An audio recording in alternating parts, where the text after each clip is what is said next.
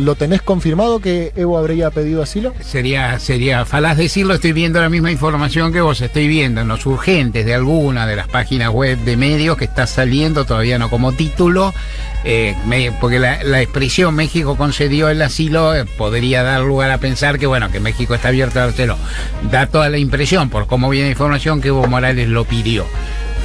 Yo no tengo información propia, ni mentiría si lo dijera, y por lo que veo, todo indica que Evo pidió asilo político y que México entonces, que es primero, con el gobierno de López Obrador es súper esperable, y en general México tiene una gran tradición de asilo.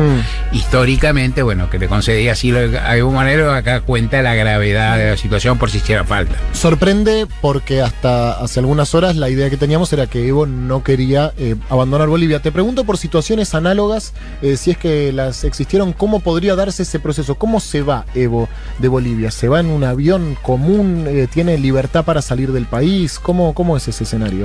En general, el asilo político es una institución súper latinoamericana. Es un invento, por decir así, latinoamericano, en buena medida, porque Latinoamérica es un continente que tiene muchas de esas cosas, pero también es una regla de tutela. ¿Cómo funciona en general? En general hay acuerdos, o sea, en general, primero, está, que eso existe en el derecho internacional, por decirlo de alguna forma, la condición sagrada de las embajadas y aún de los consulados, o sea, que a las que son en rigor técnicamente territorio del país. O sea, la Embajada de México en la Argentina es territorio mexicano. Claro. La Embajada de México en Bolivia es territorio, y que eso se respeta, y que en algún momento eso se conversa, se dialoga de alguna forma con el gobierno, que en esto entonces después lo explicaremos. Bolivia no tiene, claro, pero bueno, seguramente en algún momento tendrá. Y en general salen, eso se puede contar de muchas formas. En la Argentina hay un caso de asilo, que obviamente hay muchos, pero la Argentina ha sido país de asilo durante mucho tiempo, en muchas figuras políticas de otros países, según los tiempos, y hay un caso importante de asilo que fue el de Héctor Cámpora durante la dictadura militar. Héctor Cámpora y Juan Manuel Abal Medina padre, o sea, el papá de quien fuera funcionario kirchnerista, y se llama igual, se asilaron en la Embajada de México, y la dictadura militar argentina, con su salvajismo, con el irrespeto que pudo tener, inclusive por algunas cuestiones de eso, respetó el asilo de Cámpora. Cámpora estuvo muchísimo tiempo, me estás preguntando rápido y yo no me acuerdo cuánto, pero muchísimo tiempo, que decir más de un mes, más de 2 meses, eso después lo podemos mirar, es interesante. Cámpora estuvo y en algún momento se fue, bueno, salió con aprobación y se fue a vivir a México, donde desdichadamente, inclusive se lo dejó salir porque estaba ya enfermo y grave. Estuvo muchísimo. Y fallece allá, ¿verdad? Y falleció allá relativamente poco tiempo ahí, se fue de alguna forma a bien morir, por así decir. Estuvieron largo tiempo en la embajada y recibían visitas incluso, y bueno, y se lo dejó salir. Hay una película reciente de Nanni Moretti, el italiano, que se llama Santiago, Italia, en la cual cuenta un episodio aún más vasto, que era que en Santiago de Chile, que cuando cayó Salvador Allende, la izquierda chilena recibió un apoyo gigantesco de la izquierda europea, cosa que en la Argentina no ocurría tanto con el peronismo, entre otras cosas porque el peronismo no tenía la filiación de izquierda que tenía el gobierno chileno, que tenía buena relación con los socialistas europeos, buena relación con los partidos comunistas, que eran muy poderosos, y aún con ciertos sectores de la democracia cristiana que se ubican de izquierda. En todo caso, Italia le dio muchísimas facultades, y lo que hizo la embajada italiana fue asilar a una cantidad grande de chilenos. La película lo cuenta. Yo desconocía totalmente el episodio. La película lo cuenta con mucha detalle. Había decenas o centenares de personas que entraban como podían. Claro. O sea, una vez que estás adentro. Claro, si se trepaban por la. Es fascinante, la película es súper recomendable. En ¿Cómo se lugar. llama, Mario? ¿Nos podés Santiago, Italia. Santiago, Italia. Italia, porque Santiago es parte, digamos. Y entonces entraban, se trepaban, se encaramaban de alguna forma, y una vez que entraban, estaban en territorio italiano. Y lo que cuentan ellos es que con Pinochet, de nuevo, con una dictadura muy feroz, llegaron a un acuerdo, y en un momento los subieron a todos a un bondi, del cual tienen alguna imagen. Estamos hablando de años 73, 74, 73, ya no debía ser, en los 70, y tienen una imagen muy precaria, pero se subieron a un bondi una cantidad y atravesaron la ciudad protegidos por motos, del propio gobierno Claro, chileno, increíble. por decir así. No quiero decir el miedo o sea, imaginar el miedo que podía tener esa gente si en cualquier momento el gobierno militar, la dictadura nos saca las pestañas, nos lleva. No ocurrió, y de hecho muchos de ellos cuentan la historia. O sea, Claro. el asilo existe, en general los gobiernos lo respetan. Este es un momento del mundo. Yo digo, cuando estoy contando todo esto, pienso que si Evo si en este momento está en suelo mexicano o está en condiciones de llegar, hay un mundo o hay una lógica en general mundial que propende a decir que se lo va a respetar. Pero la verdad que este es un momento mundial espantoso, Sí. con regímenes tremendos que hacen, digamos, que aún violan esas cosas. Estoy haciendo la comparación con las dictaduras militares. Sí. Me viene tu pregunta y alegremente tus preguntas siempre me sorprenden y me hacen pensar. Esto te lo agradezco. Pero lo pienso y digo, bueno, la dictadura militar argentina respetó el asilo de un expresidente. Claro. La dictadura militar chilena respetó el asilo de seguramente serían militantes, figuras, o sea, serían personas que tendrían... Pero aún comparado frente a eso, estamos con un mundo tan convulsionado que quizás ni eso respeta. Y nosotros Claro, no lo sé, espero que así suceda, y la cuestión es, bueno, si Evo Morales, un luchador, elige ese momento es porque francamente Claro. teme por su vida. Nosotros lo hablamos mucho, Gaby, de cómo, lo dábamos por cierto y lo repetíamos, de cómo ya los golpes de Estado son distintos, ¿no? Que ya no necesitan hacerlo con los militares, Totalmente. ni con la policía, de que ahora los FER, los medios de comunicación, etcétera, etcétera. Y nos sorprendió volver a ver un golpe a la vieja A la usanza. ¿Cómo te enteraste? ¿Cómo recibiste la noticia vos? Bueno, ayer en no, la tarde? estaba en mi casa trabajando, leyendo, y bueno, ya igual había salido dos notas de compañeras de feministas bolivianas que estaban denunciando varias cosas. Había salido lo de la alcaldesa Sí, también. claro, que comentamos mucho eso. Comentamos el video mucho pasado. acá lo de la Un video alcaldesa. digo, se filtró, no, que circuló Exacto. la semana pasada de cómo, opositores a una alcaldesa que era una militante del MAS, ¿cómo digo? La secuestraron. Sí, digamos, sí, la sacaron de la La alcaldía, privaron la de su torturaron. libertad, por decirlo de alguna manera, y la torturaron, ¿no? Sí. Porque le cortaron el pelo, la llenaron de pintura, la denigraron, la insultaron y le pidieron la renuncia. Y ella, frente a todos sus captores, sus Sí, sí, verdugos, sí, no sé sí. cómo llamarlo, Ella. siguió bancando a Evo, ¿no? No, y además ella está en grave estado de salud ahora, Ah, porque mirá, le eso no pegaron, sabía. sí, porque bueno, las feministas de la Patria Grande y algunas agrupaciones que, bueno, yo sigo por redes, que después, bueno, les puedo decir, compartir algunas que veo, ya estaban anunciando eso, y bueno, y estaban muy alarmadas con Camacho, ¿no? Claro. Con la figura de Camacho, lo que representa, y bueno, ya durante todo el domingo esas alarmas, hasta que, bueno, finalmente me enteré por redes, y vi en vivo, ¿no? La renuncia. Me estaba mirando televisión cuando lo escuché. La tele, ¿eh? La tele. La damos por muerta, pero la verdad que cuando pasa algo la prendemos todos, ¿sí? Prendí la tele. No vas a YouTube. No vas a YouTube, No. no vas a Instagram. No, También a una transmisión en vivo, ¿no? No, aprendes la tele y la verdad, bueno, lo vamos a comentar en un ratito también lo que fue el discurso, ¿no? De ellos dos. Sí, por supuesto. Con una altura, realmente. Narrando las cosas más terribles que estaban pasando en Bolivia, pero con una entereza tanto Linera como el propio Evo, ¿no? En la conferencia de ayer. Sí, el García Linera termina con esas palabras de Tupac Katari, Sí. ¿no? Que también son palabras que retoma Eva, Sí. ¿no? Volveré y seré millones. Termina con eso. La verdad que lo de García Linera siempre es un, ¿no? Siempre es un, bueno, Y es uno de los intelectuales es un más lúcidos. intelectual, siempre habla, ¿no? Con tanta consistencia, pero también con tanta pasión, aplacado, pero sí con la misma pasión. Fue emocionante el discurso de Linera. También dijo una frase que los argentinos conocemos, que es: entre la sangre y el tiempo, nosotros elegimos lo segundo. Dijo Sí. ayer García Linera, una frase dicha en el 55, ¿no? Sí, pero Perón la dijo más de una vez. Yo no sé si la dijo justo en el 55. En el momento del golpe me parece que no, porque bueno... Estaba más aparte- 5-1. Claro, no, y en el momento del golpe hubo, me parece, no importa. En cualquier caso, lo dijo muchísimas veces, lo dijo todo el tiempo, y alimentó una discusión que también existe, digamos, que uno escucha ahora, que es,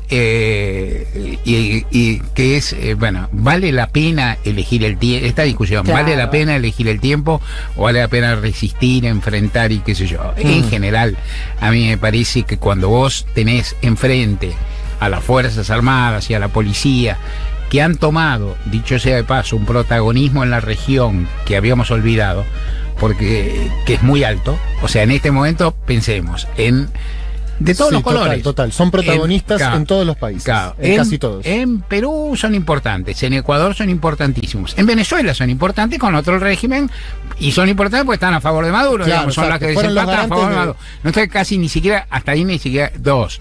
En Chile son súper importantes, están en este momento Sí. a sangre y fuego. En Brasil, Terrible. sin ninguna duda.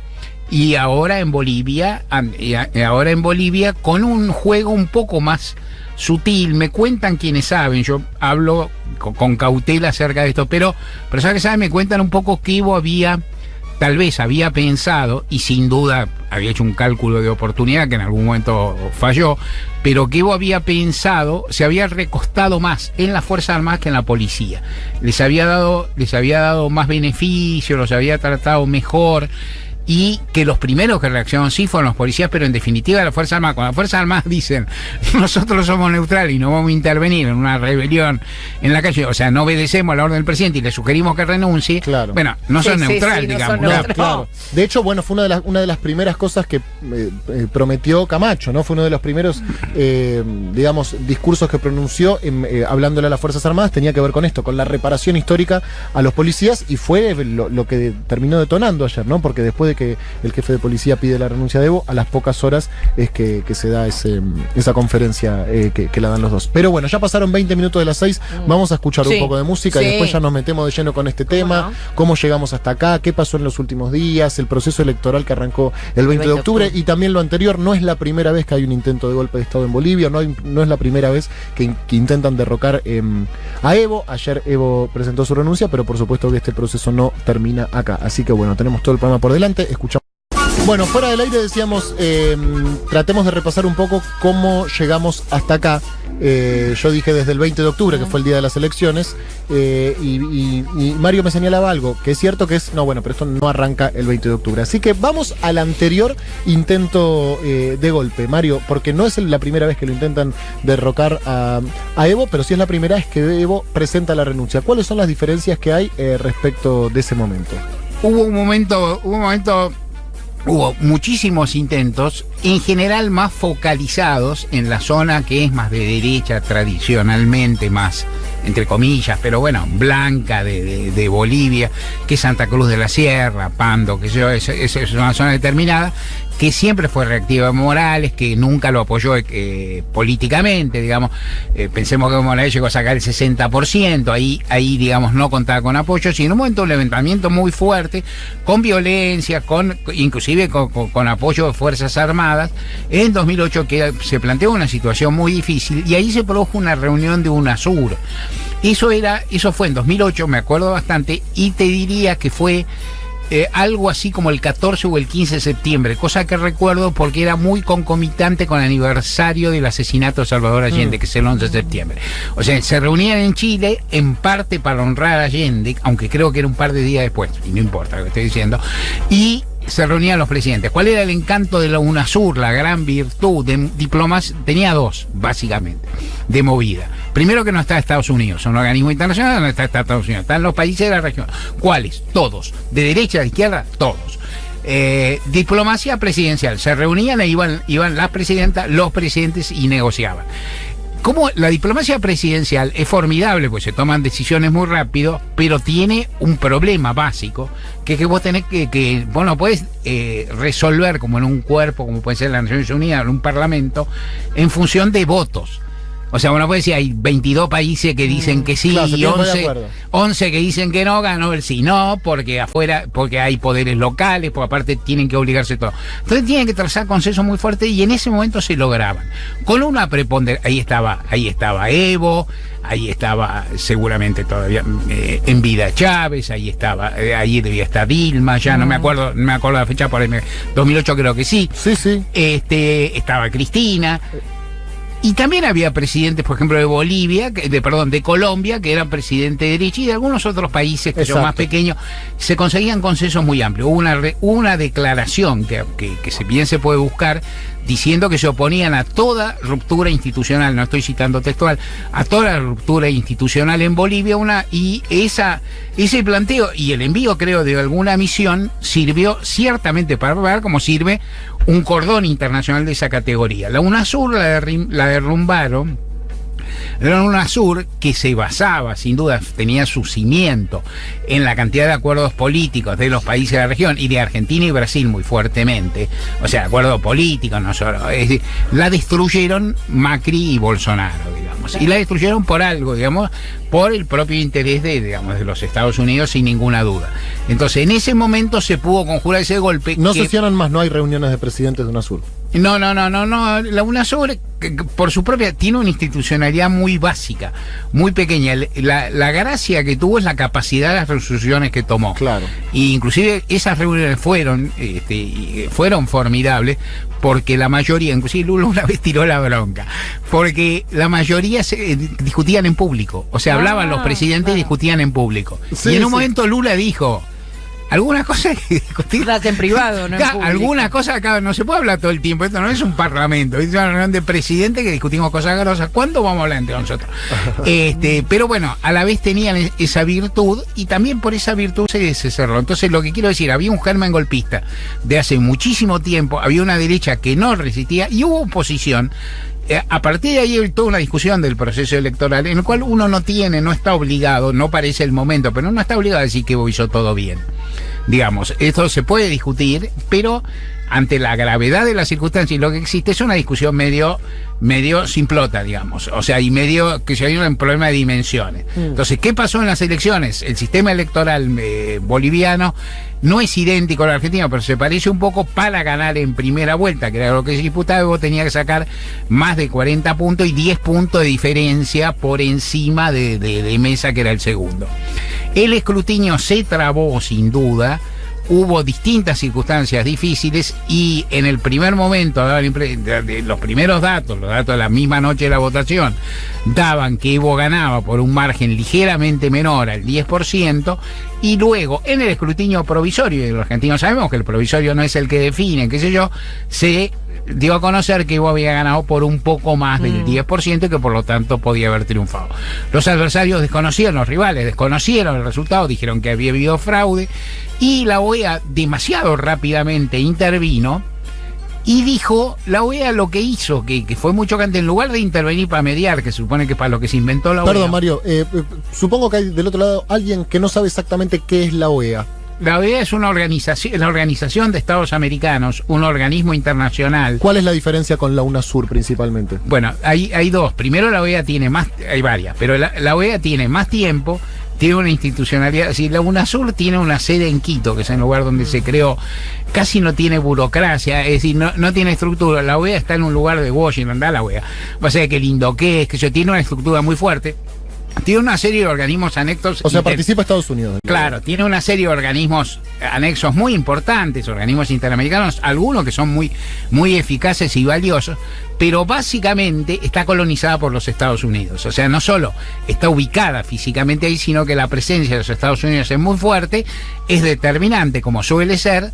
Y en este caso, aparte, en esta etapa, el representante de origen uruguayo que está ahí, Almagro, es una figura nefasta de la vida internacional de la región, y lo que decide Almagro, en lugar de proponer, realmente hay una situación muy tensa. Imaginemos la situación en la Argentina con alguna comparación, que el oficialismo se da por ganador y la oposición dice que hay fraude. Uno imagina situaciones de gigantesca tensión. Tal vez el organismo internacional debería ofrecerse componedor y eso también, pero él lo que plantea es, en lugar de decir hagamos el escrutinio, la primera propuesta es hagan la elección de nuevo. Claro. Lo cual básicamente era ilegal, así dicho, o sea, era inconstitucional. Porque aparte ellos no niegan el triunfo de Evo, ¿no? O sea, nadie niega la victoria de Evo. Lo que niegan, o lo que ponen en duda, mejor dicho, es si la diferencia alcanza para ganar en primera vuelta. Claro, y la oposición empieza a pedir, la oposición también está dividida. El principal candidato opositor, Carlos Mesa, el que quedó a 10 puntos, 9 puntos, 11 puntos, lo que fuera, de Evo, el que sacó los votos, no es el jefe de esta conjura que se está produciendo. El jefe de esta conjura es Camacho, que no participó en la elección, que es más la posición más extrema, ¿no? Eso es de una posición más extrema. Y marca también una posición dividida. Mesa desconoce las elecciones, pero no participa con tanta vehemencia de esta violencia. No es el jefe de la rebelión. Sin embargo, Evo le habla a ambos, ¿no? Evo le habla a ambos porque Mesa en definitiva está apoyando la rebelión, pero que el que hizo esa payasada novedosa en la historia de estas cosas, de llevar la renuncia escrita de Evo Morales para que la firme, un acto de humillación, digamos, y entró con una Biblia en la mano. Esto le pasó a Dilma también, ¿no? Estos sectores fundamentalistas religiosos y políticos al mismo tiempo, es Camacho. Entonces, ellos dicen... Camacho, que es de Santa Cruz, ¿no? Camacho, que es de Santa Cruz. Camacho dice entonces, y que participó en los golpes anteriores. Y que su familia era la dueña Claro. de la empresa de... ¿No? Sí, de gas, que Evo nacionaliza también, si no me equivoco, en el 2008, cuando establece la nacionalización de todos los hidrocarburos, ¿no? Totalmente. Entonces, ahí es como se desenvuelven los hechos. Evo advierte que el nivel de presión es muy alto, y entonces Mesa lo primero que pide es que se haga, que la OEA participe en el recuento de los votos, en el escrutinio definitivo. Evo accede. Y accede a que sea vinculante el dictamen de la OEA. O sea, dice la OEA participe, y si la OEA dice que estuvo mal, o que no está la diferencia, estuvo mal. Cuando se produce eso, tanto Mesa como Camacho y todo su elenco niegan la validez, o dicen no nos vamos a someter a lo que nosotros pedimos. La OEA igual, esto se desenvuelve, estamos hablando de octubre hasta ahora, de los últimos de octubre hasta ahora, estamos hablando en 20 días se desenvuelve todo, pero dicen no vamos a acatar el ¿cómo se llama? El informe de la OEA. El informe de la OEA, en su parte más explicativa, es un documento de esos que tienen que leer, es para disuadir a ciertas personas de ir a la Facultad de Derecho, digamos, es en contra. O sea, es argumentativamente, viste, civilino, da vuelta, es capcioso. Insoportable. Claro, pero básicamente dice una cosa súper interesante. Primero, plantea que hay primero, dice la elección fue irregular, ¿no? O sea, eso lo dice claramente. Dice la elección fue irregular, debería repetirse, no se dio unas condiciones. Eso es claro, hasta ahí está bien. No dice que no usa la palabra fraude, que es un tema técnico. Sí. Ese es un tema técnico que es importante. Irregularidad no es fraude. Fraude es una cosa, bueno, pero son irregulares. Dos. Fraude es la intención manifiesta de alterar el resultado. Irregularidades, acá hay actas que está mal, hay discordancias entre las actas, hay un conteo en ese país como en Ecuador, con nosotros hay un conteo rápido, con lo que acá se llaman mesas testigo, con un conteo que se basa en que en determinadas mesas estadísticamente tengan el promedio nacional. Entonces el conteo se hace rápido con instituciones que no son las mismas que la justicia electoral, y te da un resultado muy creíble. El conteo rápido iba realizándose y de repente se suspendió. Entonces eso genera una sospecha respecto de Evo. Con todo esto que dice la OEA dice, ahí no recuerdo exactamente las palabras, pero dice, hay irregularidades que son entre llamativas y graves. O sea, eso quiere decir que hay una cantidad de irregularidades que algunas... Y luego dice, es bastante posible, o es posible que Evo Morales se haya sacado más votos que Mesa, cosa que no discutió nadie, en realidad va más lejos, pero luego agrega, hay una baja posibilidad estadística, y es improbable estadísticamente que se haya dado ese resultado. Ahora, la expresión improbable estadísticamente para un escrutinio es muy tramposa, claro, porque en realidad el mundo está lleno de cosas improbables estadísticamente que ocurren. Totalmente. ¿No? Por ejemplo, que pierda Macri las elecciones. Totalmente. Eso sí es improbable estadísticamente, ¿viste? Que gane Trump. Que gane Trump, que gane el Brexit. Muchas cosas son improbables y se dan. Entonces, ¿qué es improbable estadísticamente? Es que en la mayoría de los casos no ocurre. ¿Cuál es? Entonces, hay ahí, como estos organismos son, ¿cómo decirlo? Son canallescos o cosas peores, pero a la vez tienen una estructura, una burocracia, una tradición, alguien se cuidó de no poner algunas referencias y de darle a los medios, a todos, es decir, ellos dicen irregularidades, los medios dicen fraude. Total. Y es difícil no decir eso, o sea, en realidad lo están sugiriendo, pero no lo firman. Es de nuevo, es un organismo internacional, tiene 80.000 expertos, no quiero saber la guita que cobran, no me importa tampoco, pero deben cobrar una bocha de plata, yo qué sé. Y cuando escriben eso, se cuidan un cachito. ¿Qué estoy diciendo con esto? Varias cosas. Primero, el informe de la OEA es capcioso y la OEA contribuyó al golpe con toda su actitud y su actividad todo el tiempo. Segundo, se cuidaron un poco en su lenguaje porque son lo que son. Son una institución, están sujetas a una cantidad de cuestiones, de escrutinio y demás. En este momento son una dependencia del Departamento de Estado. No son un pasquín amarillista. Claro, no, pero tampoco son, viste, el dueño del gas en Santa Cruz de la Sierra. Son otra cosa.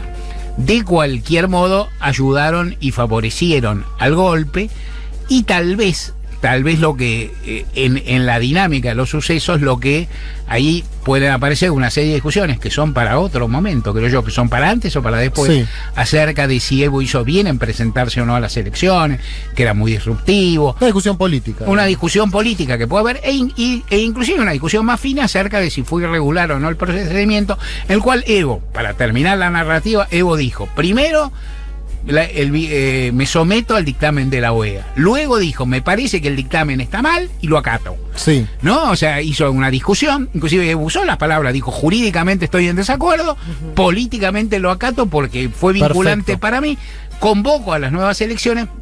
Y ahí quedó manifiesto que sus adversarios no querían claro. ir a esas nuevas elecciones, en la cual quedó latente, no dicho.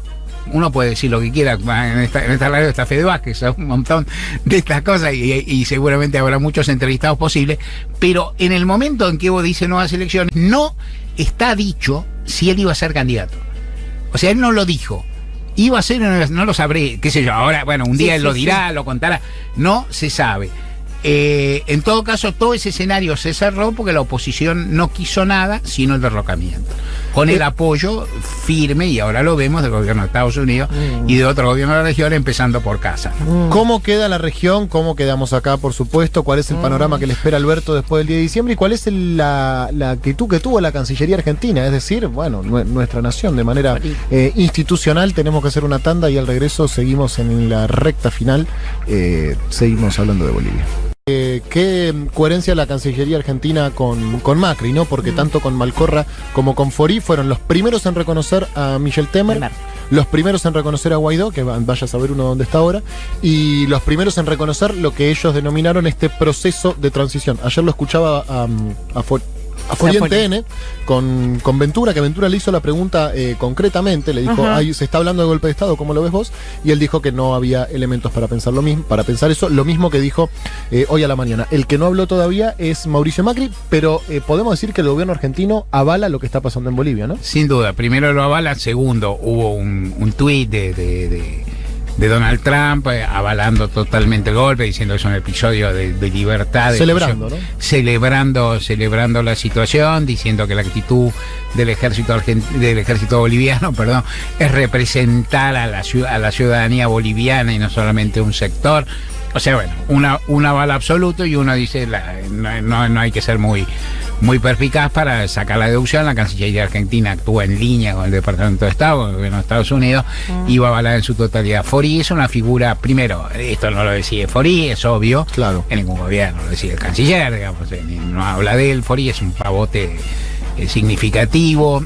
Yo conozco algo del trabajo de Cancillería, conozco algunas personas que laburan de esto, van a decir que está mal, pero él, digamos, su expertise era en ceremonial, o sea que en general es personas que organizan ¿Dónde se sienta cada presidente? dónde se sienta cada uno, y el menú de las cenas de Estado y qué ¿Quién sé va a yo. bailar en el CCK? Claro, tal cual. Le salió bien eso. La Claro, verdad. en eso Hay que decirlo.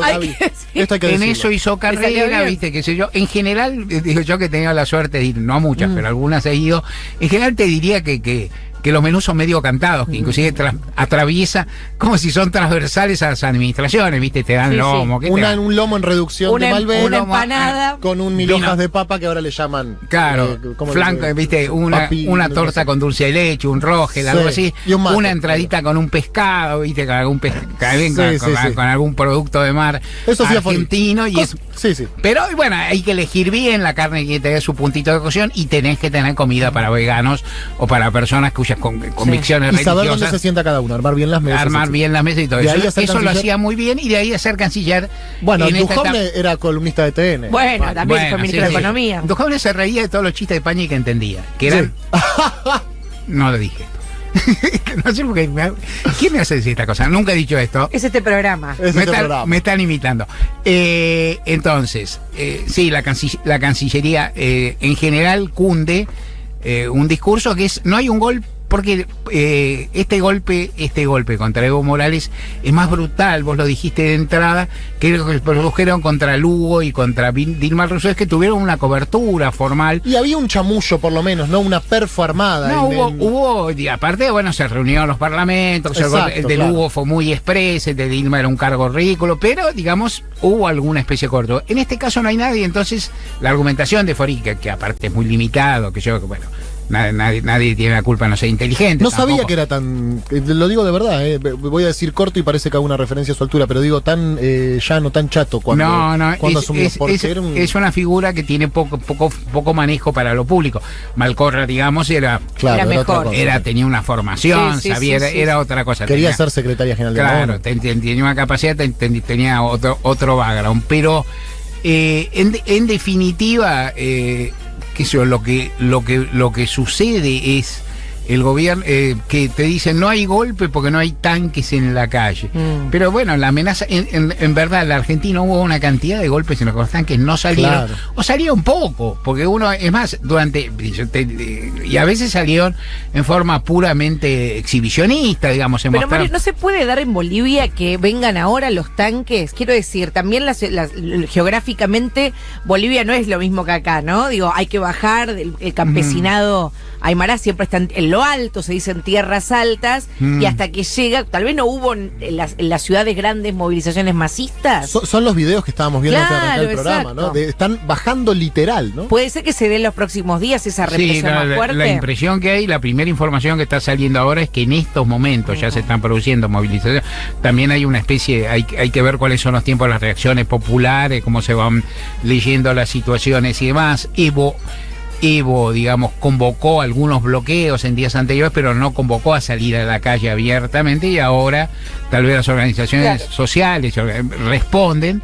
Por otra parte, hay muchísimas agresiones. La impresión, primero, la información que hay es que se están empezando a producir episodios represivos, masivos, más allá de la persecución a funcionarios, a militantes políticos, que está sucediendo, masivos más graves, y estoy simplificando algo que habrá que ver, que de los días anteriores, y la impresión que uno tiene es que eso sí va a escalar, porque hay una situación, digamos, técnicamente no hay nadie a cargo del gobierno. Claro, hay una situación de indefensión, podemos decir, digamos, sí. Hay una situación. Son más vulnerables hoy de lo que eran la semana pasada, digamos, ante la ausencia de Evo. Totalmente, entonces estás a merced un poco de la lógica de la fuerza de seguridad. Claro. En particular, lo que vos decís, Gaby, es clavado, y por eso también tienen tanta importancia las fuerzas policiales, que siempre en cualquier lugar están en todas partes. Viste, la fuerza, y vos decís, la geografía de Bolivia dificulta enormemente, y también la dispersión de los apoyos. Hay algunos lugares donde los apoyos de Evo Morales son francamente minoritarios, hay otros que son francamente mayoritarios, y La Paz es un lugar tremendamente escarpado y difícil. Difícil de movilizarse, no es fácil. Uno tiene la impresión, y ojalá se equivoque, que va a haber episodios graves. No quiero dedicarme a bartolear, pero a episodios graves. Yo veo una derecha enferma en la región, en Bolivia y en el mundo, una derecha que es muy violenta y que ha encontrado un cauce en el cual, por otra parte, por la información que dispongo, esto sí, hasta ahí que insisto, por supuesto es puramente especulativa, porque imaginarás vos que quien me informa a mí, o con los periodistas que informan, no tienen conversaciones serias con Camacho ni con la gente del MAN, se habla un poco por el clima, pero digamos, en el plano de las especulaciones está desde llamar a elecciones con cierto decoro, digamos, en un plazo corto, en el cual aparecería discusión si Evo mismo y García Linera son proscriptos, o si es, digamos, pero permitiendo al MAS participar, claro, o si se proscribe a todos, o si se instaura algo así como un régimen militar. Este sería un abanico de posibilidades. No estoy diciendo, de lejos está de mí decir cuál es la más. Está claro. Pero esas son las que se barajan. Es decir, hay quien dice, por decirlo de alguna forma, halcones, palomas, y las dificultades del momento, porque los sectores más fundamentalistas, de hecho, están totalmente desatados. Sí. Y ahí hay lo miro de afuera, lo veo en movimiento, hablo por lo que pienso, pero ¿qué impresión tiene uno? En algún momento la lógica de Estados Unidos en esta región era también controlar algunas fieras. digamos, ¿no? Es decir, tener alguna figura, mal dicho, más como Piñera o aún como Macri, que como Bolsonaro o como este Camacho. Digamos, vos tenés a alguien que no te mata todo lo demás, ¿no? O sea, porque eso te da también una... En este momento me parece que hay una situación económica y que aparte la lógica de Trump es muy otra, ¿no? Él mismo es un tipo muy salvaje y hay toda una carga de violencia muy grande. Me parece esencial decir algo más, algo fundamental también. Vos dijiste, fue tremendo, fue enorme e indescriptible, no indescriptible, sino de difícil superar la dignidad y la serenidad con la que hablaron Evo Morales y García. Increíble, ¿no? Y la claridad también para explicar y, bueno, la capacidad oratoria y de altura política, porque esto es algo que, y me parece que ellos lo saben, forma parte de la historia de Bolivia, digamos. Se va a hablar dentro de muchísimos años de este hecho y ellos estuvieron a la altura, ¿no? Independientemente de lo que decías vos de las irregularidades que hubo en el proceso electoral, no hay duda que desde que de ahí para adelante ellos hicieron todo bien, ¿no es cierto? Reconocieron aún con sus faltas el informe de la OEA, volvieron a convocar elecciones, etcétera, incluso la renuncia de ayer. Y también quedan 10 minutos y para no hacer solamente una cosa narrativa de lo que pasó, ¿por qué es tan importante Evo Morales? ¿No? Porque se ha hablado mucho de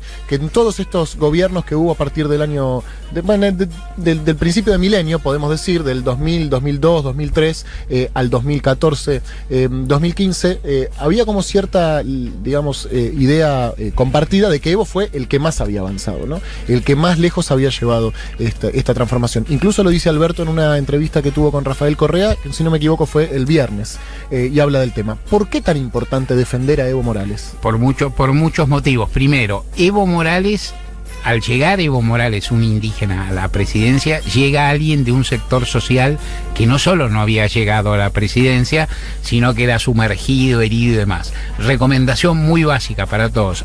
El discurso, el día que Evo asume, el discurso de asunción de Evo Morales, que es una pieza muy diferente a la de ayer. Es una pieza de un estadista que habla distinto a como hablamos los de otra cultura. Tiene una forma de plantear las cosas diferente, tiene una modalidad de elaboración diferente, pero es un gran discurso, un discurso de 500 años de sumisión, de vejación y demás. Llegan esos sectores y no solo llega, sino que gobiernan exitosamente, aún en variables que en general se atribuyen o se exigen a derecha. Es un gobierno con equilibrios fiscales, con incremento del PBI, y todo lo que le gusta a cierta derecha y todo lo que le gusta a toda la izquierda, por lo menos a la izquierda reformista democrática, o sea, con mejora en la distribución del ingreso, con beneficios sociales, que ayer hablaron de mucho, programas de ingreso, con el tipo de la UH, bajo desempleo, ampliación, bajísimo desempleo, el más bajo de la región, el crecimiento del PBI más amplio, ampliación de la salud, que estaba prácticamente negada a todos, de la educación. Nadie discute, hay que leer los diarios europeos, son nefastos. Son racistas, ¿no? O sea, en su forma de plantear, y hablan de Evo Morales como si fuera Stalin, digamos, o Hitler, claro. que yo. Pero a la vez, así todo dicen, miren, de casualidad o por lo que fuera, resulta que los pobres están mejor, resulta que esto y aquello. Eso yo creo que es el núcleo de discusión. Lo que es insoportable para algunos sectores son las dos cuestiones. Es que los avances que produjo Evo Morales, tal vez para algunos sectores de la población, algunos retrocesos o problemas que tuvo, pero básicamente son los avances que produjo Evo Morales, el ascenso social de un sector que a otros se le hace insoportable en sí mismo, más allá de si inclusive por ahí son beneficiarios en términos económicos de un proceso de bienestar que se amplía a todo. Evo Morales fue un gran presidente de Bolivia, fue el más estable de un país inestable. Yo tengo un recuerdo pequeñísimo pero ayer escribí para el diario de ayer para hoy, escribí para el diario y se me pasó, se me pialó, igual lo voy a contar. Yo le hice un reportaje a Michelle Bachelet hace muchos años, 2008 creo, 2009, y le pregunté cómo era su relación con Evo Morales. Entonces ella decía que era muy difícil, pero que era muy buena. Y me dice, ¿y por qué es buena? Le dije, yo, pues difícil, no se da cuenta, pero la relación Chile-Bolivia. Dice, es muy buena porque Evo Morales es un hombre genuino, con el cual uno sabe, se maneja bien porque puede hablar, sabe de qué puede hablar y de qué no puede hablar, y tiene una buena contraparte. Y entonces yo le dije, que ya le dije, bueno, ¿y usted cómo sabe? Le dije a la presidenta de Chile, ¿usted cómo sabe que es genuino? Y entonces ella me dijo, hay cosas que una mujer se da más cuenta que los hombres. Me contestó, ¿no? O sea, si uno se da cuenta que es genuino. Y fuera del micrófono me dijo algo más, que no diré, porque bueno, porque no, pero iba a esto, ¿no? Es decir, Evo Morales es realmente una figura genuina. Lo que hacían ayer, más allá, el primer discurso de Morales es un discurso formidable, maravilloso, súper articulado. El discurso de ayer no era tan articulado y aparte da la impresión de no quererse ir, porque tenía ganas de contar. Totalmente, seguían ¿no? hablando y le pedía el micrófono al otro. Perdón, presidente, quería decir. Claro, cerraba Álvaro García Linera y decía, ya está, yo renuncié, que yo hablaba un cacho y Evo volvía. Pero lo que hacían ahí era volver a explicar, o sea, no querían, entendamos la situación. A mí me parece, en ese momento lo estaban buscando para casarlo, claro, como, digamos, como sigue ocurriendo. Literalmente. Y en ese momento, en lugar de decir renuncio y me voy, o presentar un papelito, como hizo Fernando Larrúa, quien nadie amenazaba, en lugar de hacer eso, se para delante de un micrófono y se pone a explicar, e inclusive explica varias cosas, le explica al pueblo, le explica a sus funcionarios que los hacía trabajar mucho. O sea, es un Evo súper auténtico, y en ese sentido, no por la, digamos, por la cuestión técnica del discurso, que por ahí no fue el mejor de Evo, ni el mejor García Linera, que es un orador del, digámoslo en términos técnicos, del carajo. Sí. Pero el discurso de Evo para mí tiene un parentesco, y ojalá que, digamos, que no tenga mucho más, con el que pronunció Salvador Allende el 11 de septiembre del 73. O sea, un presidente que lo están destituyendo y tiene una gigantesca grandeza en su despedida. Circunstancias de Allende eran, por supuesto, enormemente trágicas, estaba por perder la vida, y hizo un discurso formidable en términos oratorios, también retóricos. Pero el discurso de Evo para mí tiene algo, a mí me vino a la cabeza ese momento, en el sentido de decir, hay un gran presidente, lo están destituyendo, claro, y el tipo quiere dejar un legado de explicación, de persuasión. Es impresionante, es casi, es decir, hay que tener una enorme convicción política, una enorme grandeza, y aparte en el camino dieron una cantidad de enumeraciones de todo lo que habían hecho. Una obra formidable, el mejor presidente, el más estable de Bolivia, el que consiguió los mejores indicadores en el terreno que quieras, pero a la vez el pecado de ser indígena, y la idea, el odio recurrente, claro, que este es otro tema que también se puede ir para atrás, no es hoy el día, el odio recurrente que le tuvo Estados Unidos desde el primer momento. Por todo esto que decís. Claro, por todo esto anterior. Por todo esto, más esa especie de locura, vos sabés que parece mentira, pero en las grandes... parece mentira que, por ejemplo, en una potencia como Estados Unidos haya figuras que resuelven y que piensan realmente que un tipo que es cocalero en Bolivia es un narcotraficante. Claro. Ahora, uno dice, esto es una imbecilidad que te la puede decir Patricia Burri, puede repetir a alguien en un barrio, pues uno que escucha por radio. Las personas que toman decisión en el Departamento de Estado hay unos cuantos que creen lo mismo. Claro. Creían lo mismo de entrada, se lo decían a los funcionarios argentinos en su momento, no lo podían entender, y lo cierto es que Evo hizo un gobierno formidable y que en gran medida está pagando por eso, más allá de todas las discusiones que dentro de 6 meses o hace un mes se podían hacer o haber hecho acerca de los errores que cometió.